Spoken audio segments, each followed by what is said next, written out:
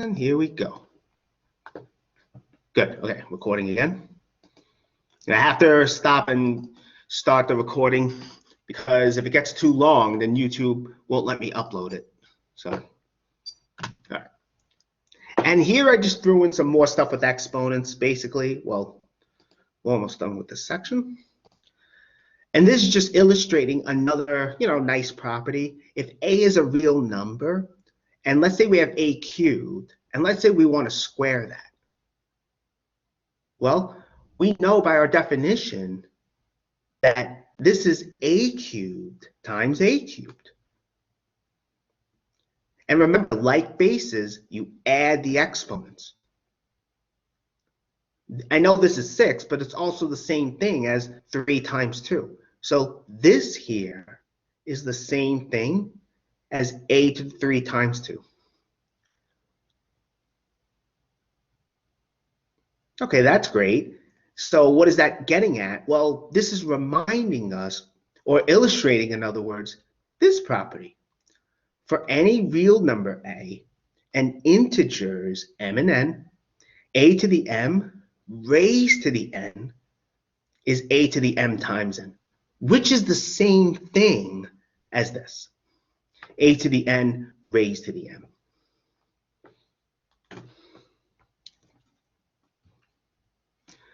And again, the convention that we saw before, when we have this equation, okay, we're assuming a, m, and n are such that the equations are defined, right? Let me go back. Where is it? Here, this is the convention we're taking, right? We're always making the assumptions that both sides of the equation exist. In other words, here, if m were positive, n were negative, so if one of these exponents is positive, the other one is negative, right? Then we also assume a is not 0.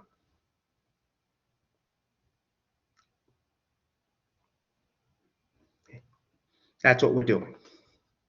Again, that's the convention the book is making for convenience. And again, here are just some examples. We know 8 to the 4. Well, 8, remember, is 2 cubed. 2 times 2 times 2. So 8 to the 4 is 2 cubed raised to the 4. And 3 times 4 is 12, using this property. And this turns out to be 4,096. This is from a calculator. So 4 to the 10. Someone have a question? Oh, I'm sorry. I thought someone had a question. I thought someone used the hand raise feature, and I thought the computer made a noise. So my mistake. But if you do have a question, don't be afraid to ask. 4 to the 10th. Well, 10 we know is 2 times 5, right? So this is equal to 4 squared to the 5th. It's also equal to 4 to the 5th squared. I'm just using this property. I just wrote out what these numbers are, so, just playing around with the equation, so to say, just illustrating them. So that's what we get there. Okay. All right, so we have that. See, next, here I just threw in some more, exponent properties. The first one here, so again, we're assuming a and b are real numbers, n is just an integer.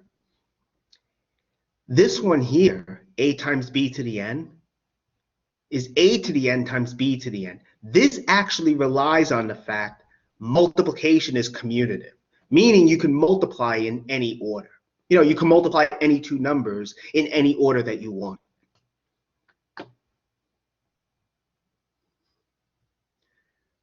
And here is the, I guess, so-called analog of that, but with division, quotients, that is. And I threw this in here. Someone actually made a really good way. Someone said it really well. When you have a negative exponent, as over here, you just flip it. And that's really what I'm trying to illustrate here. When the exponent is negative, you flip it.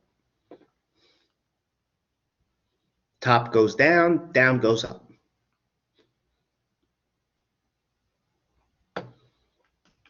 Okay. Here, okay, we have 3 over 2 to the 4, right? Well, using the second property, this is 3 to the 4 over 2 to the 4. And that's really just from multiplying fractions. And this is, of course, 81 over 16, 3 over 2 to the negative 1. From the 1 down here, this is just 2/3. Again, you just flip it. Okay. So we have that. This equation here will come up again in the course. Just letting you know. Okay, so we have that. All right. Okay, so that's good. Now, another warning, so to say. I've seen people make this mistake, and I'm sure I made it when I was younger. If you have a plus b to the n, okay, where again, n we know is a positive integer, this doesn't have to equal a to the n plus b to the n. If a is not 0 and b is not 0.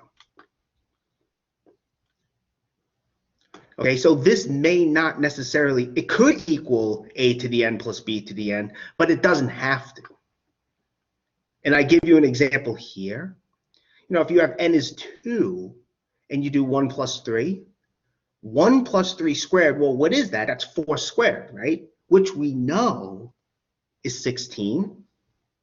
1 squared, though, plus 3 squared, well, 1 squared is 1, 3 squared is 9, so we have 10 here. Well, 16 is not 10, so 1 plus 3 squared is not 1 squared plus 3 squared. That's just something I wanted to put out there.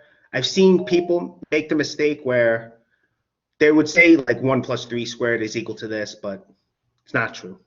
Someone had a question? I had a question. How do you know which expression to use? Which of the exponent rules to use? Yeah, like in that past example that you just had. This one? Yeah, in the example it's either the left one where it equals 16 or the right one where it's 10. Yeah. How do you know which one to do? It just depends of which of these two you mean? Yeah, like how do you know how to do it?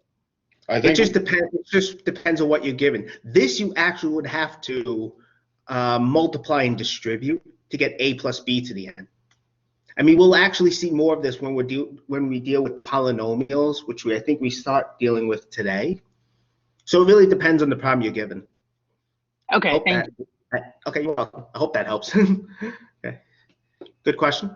Any other questions?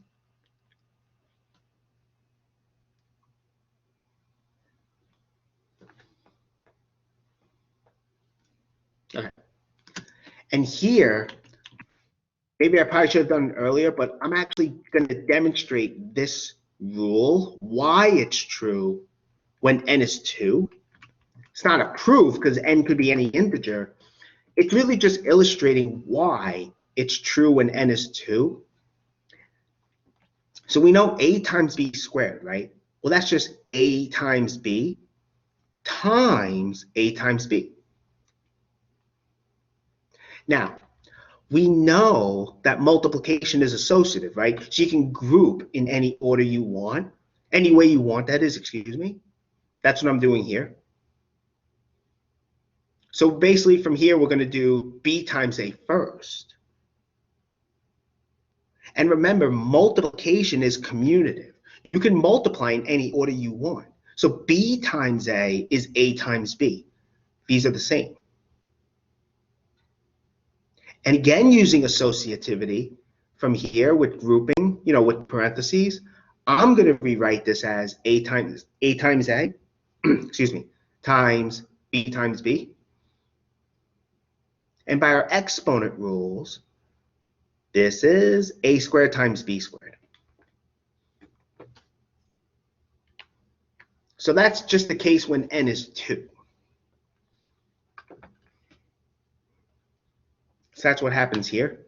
But again, notice we needed the fact that multiplication is commutative. Okay? That's why that works. All right. Okay, so that was just another example I thought would be fun to do. So now what I'm going to do is I'm going to start section P3, which is polynomials. That I'm going to go a little bit slower. Even though you might have seen polynomials before, but I just thought it would be better to go a little at a slower pace with it. So let me get to the notes. I did email you an outline of them. So here they come. Let me close this. Let me just share it quickly.